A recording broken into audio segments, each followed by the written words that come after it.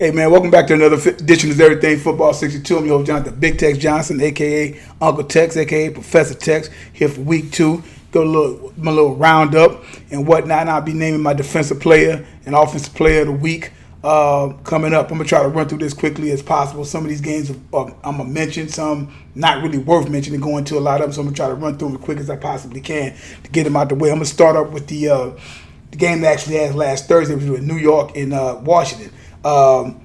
This was what's his name? Heineke. This was definitely his game, because you already knew what was getting ready to go on as far as when we start talking about when you start talking about what's going to be happening, because you got Fitzpatrick out for 7 to 8 weeks, and then Cam's name is kind of floating around there a little bit. So my man came out and got to throwing darts and whatnot. Taylor Heineke, 34-46, 336 yards, 2 touchdowns, a strong performance. Daniel Dimes did what Daniel Dimes had a good game and whatnot. See, Saquon Barker got in there and whatnot and all that. But I think Giants have basically won this series over the past few years, 5 or 6 times and whatnot. I think 5 times in a row, 5 or 6 times in a row. And thanks to Giants found a way to lose that particular game to the Skins and give Skins their first turning the Skins into being 1-1 and whatnot. Next game we go. Next game we go to. And like I said, that was 30-29. That was a good game. It's been a lot of good games in the first 2 weeks. I really can't remember a time when it was good, close games and whatnot. Some good football being played right about now, considering it's just the second week of the season and whatnot. We're going to Cincinnati. We're gonna go over to Cincinnati. That was Chicago and Cincinnati for another pretty good game and whatnot. Here we go with this one here. Joe is crazy. Yeah, Joe Burrow, who, like I say, Joe better than Kenny Anderson, better than Ken Anderson, better than Boomer Esiason, better than Carson Palmer. Burrow, who are you already trying to put up in the damn Hall of Fame and whatnot, they was on his ass. Chicago was on that ass all day yesterday. On that ass all day before yesterday. They were on that ass and whatnot. Like I said, Andy Dalton, Red Rifleman, I'm going to go ahead and announce it right here. It's over with. It's all over with, son. It's all over, Simba. It's over. Justin Fields' time. He'll probably start next week. Don't know how long old Red Rifleman going to be out. But Rifleman is, ironically enough, I didn't name him in that quarterback. Because ironically enough, every last one of those quarterbacks that I named, be it Ken Anderson, being Ken Anderson, be it Boomer Esiason, and be it Carson Palmer, and even old Red Rifleman, Andy Dalton, all them guys are Pro Bowl quarterbacks. And a couple of them at one time or another, between Ken Anderson as well as Boomer Esiason, actually was NFL MVPs at one time or another. So, there's some decent quarterbacks that have came through Cincinnati and whatnot. Unfortunately, it's not a very good franchise and whatnot. Joe Mixon, pretty decent. Well, I say pretty decent game. Not that. I mean, Chicago played defense. Extremely impressed with their defense and what they do with Chicago. Always has a strong defense and whatnot. My man put on a show. My man Raekwon Smith put on a nice show. Put on a very nice show. That's what they did. Say, been watching him. He played in Georgia. Nice show. Final score 20-17. Burrow threw 3 picks. Three picks and threw a pick 6 to Raekwon Smith and whatnot. So, like I say, you can't give him the North yet, like you want to give him the North. Next game up, that's Houston and Cleveland. Cleveland would win that game 31-21. Wasn't a whole lot going on here as far as I was concerned. I think we ended up having a relatively decent game. What was that? Baker Mayfield, 19 for 21, 213 yards and a touchdown. I think he ran for a touchdown and whatnot. Tyrod Taylor, 10 or 11, 125 yards.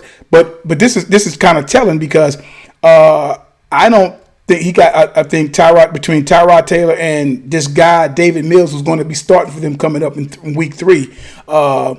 These guys actually passed for 227 yards in 18. They basically went 18 to 29 for 227 yards and 2 touchdowns. Not bad. don't appear to be a lot pressured and whatnot. Did not see Myles Garrett or that of Clown Man, Jadeveon Clowney get a sack. No, one of them linebackers got a sack, but they didn't get a sack. If Deshaun Watson probably plays in this game, they probably win this football game. I don't know what's going on with that situation. That's mum. That's not even going on. So I don't know what's happening with that situation right now. So we'll see what happens with that. But relatively decent game. Like I said, Mayfield did pretty good and whatnot. It was, a good outing and whatnot. But I feel you can't just give it to Cleveland yet. As soon as you try to give it to some of these guys, these young teams and whatnot, they end up showing you why they're not quite there yet, but they're getting there. They seem to be they're going to end up getting there. But we'll see in due time. Got the Rams and the Colts. This was again 27-24. Another good game. Another good game. And here we go again with when we get right back down to it and whatnot. I've always said that Matthew Stafford was a solid quarterback. Always said he was a solid quarterback. Always had been a solid quarterback. But nonetheless, what did he do? He would start playing for he plays for that of the raggedy Detroit Lions. Sorry, people from Detroit, Michigan, or whatever like that. Sorry franchise and whatnot. So he's finally getting a chance to play 19 for 30, 278 yards, two touchdowns and whatnot. He's representing Cooper Kupp, nine catches, 163 yards, doing his thing and whatnot. Wentz was having a good game and whatnot. I think he's out. He's getting ready to be out. So, Michael Pittman Jr., eight receptions for 123 yards and whatnot. That was a very good game, very close game and whatnot. And unfortunately, for the Colts, they're 0-2, but the Rams 2-0. So we'll see what goes on with that situation there. Buffalo and Miami. The score really appears to be, and it was a blowout. Obviously, it was a straight up blowout. But the funny thing about that is like if you go back and you really look at some of the highlights and see, you'll see where Josh Allen did not have that. He did a couple of good things, but he really did not do what he needed to do.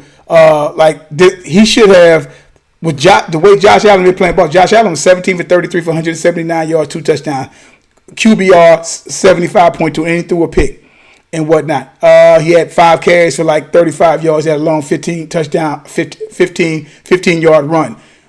He should have been something like about 30 for 35 for about 350 yards and about 5 touchdowns against Miami. But I saw where Miami was getting after him, but Miami had no offense. Why? They lose to Valor. They lose him. Hey, might want to give Cam a call, see what's going on with that situation there.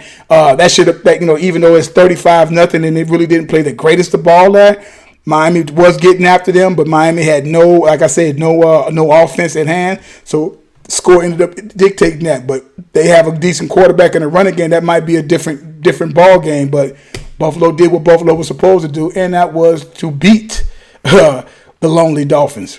You don't know what's going on with that franchise and those horrible looking uniforms that they wear nowadays. Reminds me of USFL stuff from back in the day. Here we go with who we got. Oh yeah, Colts. I didn't say Colts. New England and the Jets. I don't even want to talk about that. They did what they were supposed to do with the Jets. I'm not even going to talk about the Jets. And all I know is the young kid who, in the 2019 season, nobody even was paying attention to Zach Wilson. And all of a sudden, 2020, Zach Wilson is the next best thing. He got this, that, and the other. The kid threw 4 picks the day before yesterday. I don't know what's going on with them. But we'll see what happens. Again, this is still a young season. But I'm still trying to figure out what is it that they saw him do that you hadn't seen other quarterbacks do that to me that was even better than what he was out of college. Like I said, they don't want these guys to leave early, but these guys are really only playing, basically having one good year in college and coming up out of there, especially if they're a sophomore or junior, But I haven't seen anything. I just saw him throw 4 picks and whatnot. And the Jets, one of the worst organizations in football in the past 50 years. Y'all guys, that might make you mad, Jets fans, but so happen to be true. San Francisco and Philadelphia. I was watching this game earlier. It seemed like it was being a good game. It came down to the wire. It came down to a pretty decent game, kind of hard-fought game, 17-11 and whatnot. Jalen Hurts only attempted the ball 23 times, had 12 completions out of there and whatnot. Didn't throw a touchdown. Although he threw one touchdown, the catch was going to be magnificent, but the guys jumped out of unfortunately landed down out of bounds. Hurts ran the ball pretty good. Mike Sanders ran the ball relatively decent and whatnot. Jimmy G did what Jimmy G normally pretty much does. But again, this thing come back down to defense in different plays and people not making the plays that they need to make and whatnot. And they was getting after Jalen pretty well for the most part. It was getting after him pretty well. Let me see. I'm trying to say. I think he got sacked twice. Nick Bosa sacked him twice, and they were pretty much getting after him and whatnot. Again, a few breaks here and there. They might have could have won. It might have could have won the game, but San Francisco came out because this team is still pretty much still intact from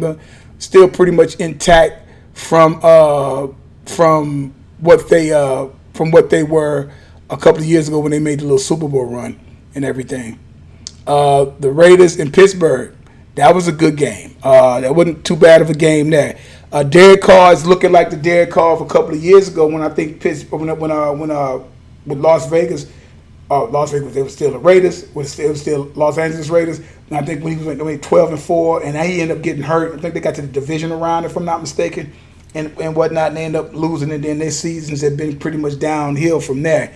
They continue to keep playing. They played pretty good ball last year and just end up just mistake-filled football that they always try to give excuse to the Raiders because of that old Raider mystique. But I'm like, well, y'all been at home for quite some time. You can't keep using that you can't keep using that. But Carr lit it up. He lit it up.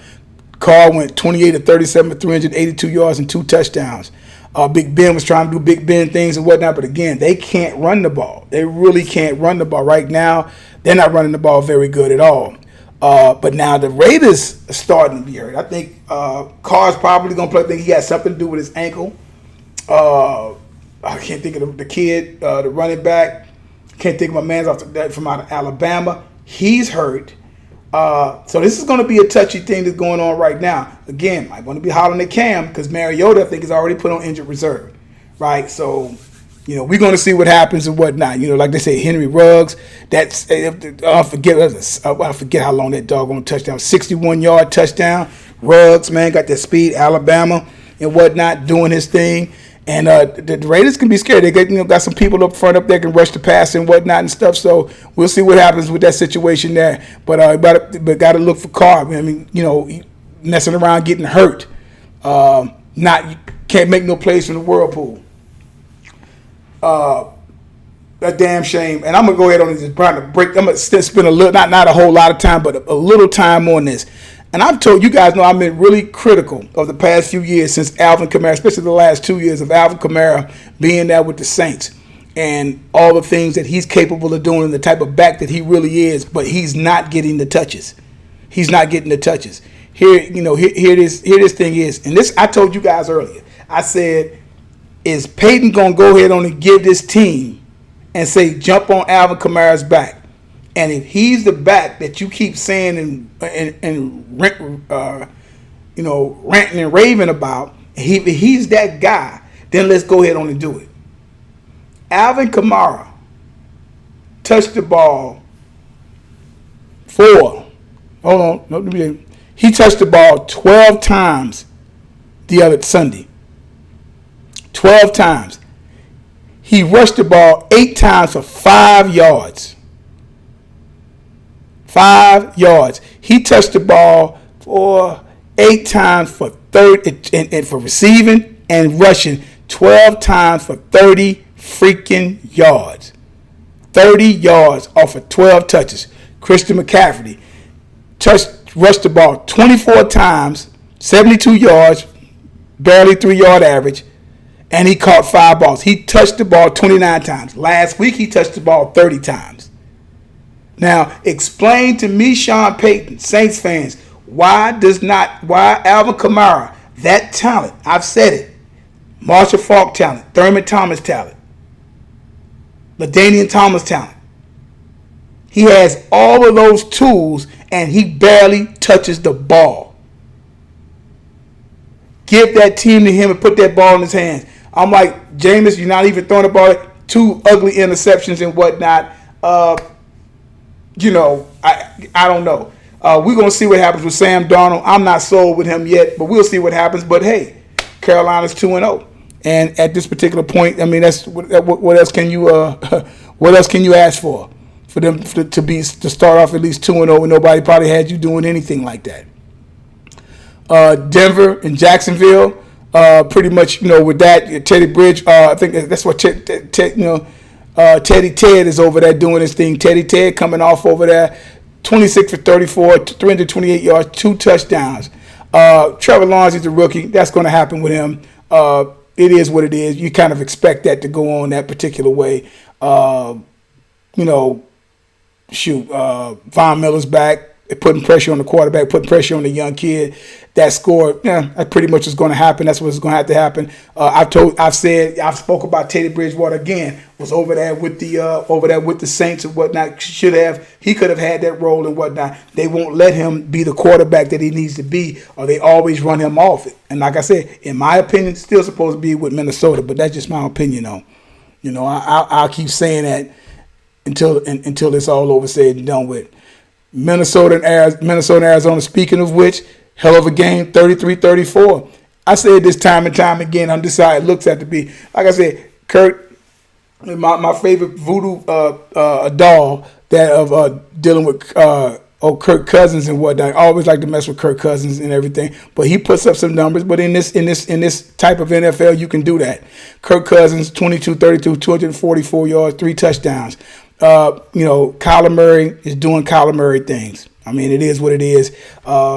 Both put their teams in a position to win. Murray did what he had to do. Kirk Cousins' kicker could not seal the deal for them to win. Exciting game. Dalvin Cook doing it. Dalvin Cook things. 22 catches, 131 yards and whatnot. 131 yards, and he also caught 2 balls out of the backfield. Adam Thielen had a pretty decent game and whatnot. He had a pretty decent game. So, Kyler Murray, again, 3 touchdowns. He come a total of 4 touchdowns. He rushed for a touchdown. So, and like I said, man, it's just a matter of time. For guys that have been watching him for a while, it's no surprise that this kid can do it. They just need to win. They defense do what they defense need to do, but these defenses need to step it up. But like at the same time, it's like, this is the college game. Hell, it's not. Jokers don't want to see you play no dang on defense nowadays no more anyway. It's all about it wide open and having big scores and whatnot. But yeah, man, Kyler Murray putting up some, everybody MVP says it's 2 games. Come on, guys. Get to at least 8, 9 games of the season. That's when we start talking about that other type of stuff, man. Atlanta and Tampa Bay, there's nothing else to talk about with that. Atlanta's basically done. I'm not going to say anything about that. I mean, it's not even, they need to have a shakeup. I don't think Matt Ryan is really much to answer no more. They don't have too much of anything going on right now. Dallas and Los Angeles Chargers, pretty decent game. Dak didn't have no great stats. Zeke came along pretty good. Pollard had a good game. I think he rushed for over 100 and some odd yards, had a touchdown, as well as Zeke. Zeke rushed for a touchdown as well. Zeke rushed for a touchdown, and Pollard got a touchdown and whatnot. That might have been a little shuffle pass thing or whatever that was, but the rushing attack looked pretty damn good for a change and whatnot. And that might be that thunder and lightning thing that they need to have to get them going. Their defense showed up and did pretty good. Should have scored more points in my opinion and whatnot. But hey, man, a W is a W. The hell of a game to watch was Tennessee and Seattle. Seattle, there's no way Seattle was supposed to. That game was supposed to basically be over with. But Tennessee, and that damn Derrick Henry, man. I mean, Derrick Henry. And I heard it here first. If Derrick Henry goes ahead on and put up another nice season like he put up something like last year or close to it, and close to it and whatnot, I say his name is going to start being mentioned in the echelons of top backs that ever played this game, especially power backs and whatnot. This game should have been all over said and done with. Russell Wilson, 22-31, 343 yards, 2 touchdowns. Right now, Tyler Lockett, can't nobody cover Tyler Lockett right now. Ain't nobody covering Tyler Lockett right now. Nobody. And it's frightening because you got DK Metcalf over there, as well. Julio Jones doing what Julio Jones does and whatnot. But Derrick Henry, 35 carries, 182 yards, had the 60-yard run. Nobody wanted to catch him and touch him at all. Again, that's the kind of stuff I came up on. That's what I like to see. I like to see my backs getting that ball 25, 30 times a game. That's what we're looking at over here. All that other razzle, that's fine. That's fine. That's fine when they doing it on that level. Yeah, some backs are going to be, they just run the ball and they get a dink and dunk 2 or 3 times, maybe 1 or 2 times in a game. You got other backs like that over in the past, they're going to get 5 and 6 receptions and whatnot, and run screenplays and different things like that, like your Marshall Faulks or like your LaDainian Thompson, like a lot of those different guys, even Le'Veon Bell and all the guys, Todd Gurley, and guys got a little bit of receiver with them and stuff like that. Your Max and C-Max and Kamara, you're going to have them guys like that. That's fine. But me, I'm old school. I like, I like them guys too, but I know that's the good thing about guys like Thurman Thomas and even down Thurman Thomas and whatnot. Those guys ran the ball low. They could get you 1,400 yards a season. You know what I'm saying? They'll get that. It might be sometimes they might not even get that many receptions. But Derrick Henry, old school, is what he brought them back. This game was supposed to be over with, man. This game was supposed to be over with, and through his legs and whatnot, and them start putting pressure on Wilson. They took it over in overtime and ended up getting them in overtime, man. And that was a good game. Ended up getting them 33-30. So, like I said, Titans couldn't go 0-2. They can't do it. Titans is not a type of team that really do good coming back anyway. What can I say about Kansas City and Baltimore? Just talent versus talent, arm strength versus just being a dual threat and all those things that come along with it. You've seen the highlights, you've seen the arm stuff, you've seen the cartwheel going in the end zone and whatnot. Lamar Jackson, and anytime Lamar Jackson and Mahomes get together, man, it's going to be a treat. It's going to be a treat and whatnot. It's young guns at their best and whatnot. Here you got Mahomes. What are you going? 24, 31, 343 yards, 3 touchdowns. Right? Hilaire, that was a costly fumble that he lost. That basically lost him the game. Lamar Jackson, 18 for 26, 239. He threw 2 picks. Ugly picks, but he going to give you 239, 250, or sometimes 300. But he get you like 250, and then he going to give you 100 in the legs. And he come out of there with 3 touchdowns. Mahomes got 3. He got 3 as well. So like I say, man, so when you start breaking that stuff down about what can be done, and that was big, that was huge, because they hadn't beat him at the helm of quarterback. They hadn't beat them, hadn't beat them. And so that was a huge win. Good game again. Another good game. Real good games, man. Real good games for the start of the season, man. It's really impressive, man. Some good football is basically being played, so I can always dig with that. What I don't like is they fell from the power ranking. What power ranking? Fuck, this ain't no goddamn college. Talking about power ranking. Green Bay and Detroit. Aaron Rodgers came back and did what Aaron Rodgers was supposed to do. And, did what he was going to do. They played Detroit, although Detroit hung up in there. They hung up in there, but they just could not go back to that next level and whatnot. They couldn't go to that. They couldn't go nowhere. So it's like, so for them, I think it was 17. I mean, they were leading. They were up 17-14 at one time, and they could not put no more points on the board. And you got to put points on the board when you're playing against a Green Bay team that's led by Aaron Rodgers, and you have to do that. Aaron Jones had a hell of a game. Not the greatest yards, 17 rushes, 67 yards, being a touchdown. But he caught, he caught 6 balls for 48 yards, but 3 touchdowns, and he had a rushing touchdown. So he had 4 touchdowns. Not big stats, but they came in and won. Detroit might have something here, but we'll see. We'll see and whatnot, because they're 0-2, like they always pretty much 0-2 at this time of the year. It just seems like it's a little different because, they were actually in the game and everything. So that's pretty much it there, man.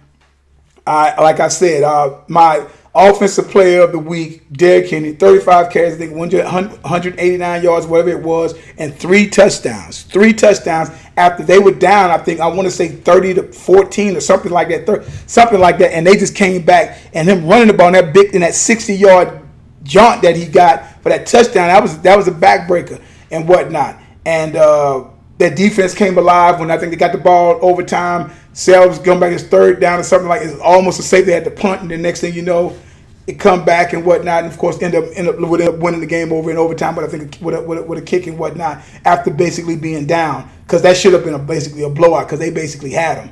But Derrick Henry and that run, he like put him on his back, and that's something impressive to see for me. Defense, man, it was Roquan Smith easily 8 tackles, pick 6, and a sack. And Chicago was relentless on Joe Burrow. Picked him off 3 times.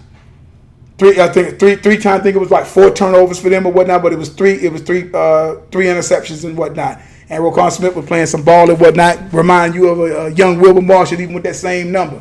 All he had to do was change the face mask. But those are my 2 players of the week right there and whatnot. And I'm going to end it with this here, man. I am already there talking about this taunting stuff. And I was looking things up and talking about, what is, and you guys, leave some, and like I said, subscribe to the page, subscribe to the channel, whatnot, like that, hit that like button and whatnot. And taunting, intended to provoke someone in an insulting or contemptuous manner. You know what I'm saying? I'm taunting somebody, nanny, boo boo, whatever the case may be or whatever like that. Taunting is a part of the game, especially when it starts coming about the sports, when it comes down to contact sports, especially when you think football, basketball, especially within football and whatnot and stuff like that. Taunting or shit talking has always been a part, always will be a part of the game, right?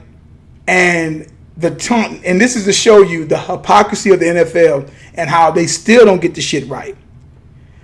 Now, because they've been doing it for like 2-3 years now. One of the things I can't stand, I consider myself a purist. I like shit talking, I like all that. But let me see. Dude did this, and I got one of the guys, I forget where it was at, did this. And once he did that, it said something to the guy and they threw a flag, and that's taunting. But yet, if I get an interception and I take it, and you can be on the 1 and I pick it off, I'm going to run 99 yards down to my end zone on the camera with all my guys on defense, like we taking pictures. That's not taunting. That's not making fun of them. It's the same goddamn thing. How do you figure that that's something different? That is not that's not different. It's the same thing. If I hit your ass, get your ass up. Yeah, boy, get on back to the huddle. That's taunting. Shit talking or whatever. Are you taunting him or whatever like that? Or you ain't catching nothing here today, boy. You ain't doing this. You ain't getting over there. You better run that shit to the other side. That's considered taunting. But they can go down and go do that shit. That shit I don't like. Because oftentimes I seen, I forget which game it was. They down, it was the Jets. They down 20-0. They down 20-0. Get a sack, I think, on Mac Jones or whatever, one of them guys, and they run down there like they're taking passes. It's like, y'all are down 20-0. What are you doing? But that is a form of taunting. I'm going to take the ball, you fumble, and now I'm going to go run and show off. Yeah, we took the ball from you, and go down there. And that's not taunting. Come on, man. That shows you that the NFL, them fucking old geezers up there are out of touch with every fucking thing. They're ridiculous. That makes no fucking sense. That's a part of the game. Shit talking is a part of the game. You have literally you have taken out intimidation. You can't intimidate. People say, well, talk about Tom Brady, he gonna play for. He can. Because you can't intimidate him. You can't say shit to him without it end up being a penalty up against you. You can't keep giving the ball in his damn hand. He gonna pick you apart. You can't intimidate the quarterback. The damn show can intimidate no wide receivers, nobody. You can't do nothing. Form tackle, like that's good. Form tackle and stuff, tackle and bring him down. You might, yeah, and that's about as far as it goes. But tell him you come across him, I'm gonna knock your fucking teeth out. You can't do that. Like when these guys play, you know what I'm saying? So that is one of the most now the rep, because people are complaining about the shit. I'm just like, but that going down at the end zone after you have an interception or fumble recovery, that's not taunting. Having a, what's it called? With them guys, they do the shit in college big time now. The turnover chain and all that stuff. That's a form of taunting. Don't say it's not, because it is. You're rubbing it in their goddamn faces. So NFL, do better, man. Get off of that old folky shit. And whatever old bastards y'all got over there from the fucking Johnny Unitas days and whatnot, get them motherfuckers off of that, man. Nobody want to hear that bullshit. And those guys talked much shit back during that time and intimidated motherfuckers. They did everything. But that's okay. But we all know why. But I'm going to leave it at that. Hey, man, I tell you guys all the time. Hey, man, you know, there's no greatest of all time as long as time's still going on. And I tell you guys all the time. Numbers don't lie and get emotional. People do. Check the shirt out, y'all. Check it out. ED and Walter Payton, two of the best that ever did it. Guys, have a good one.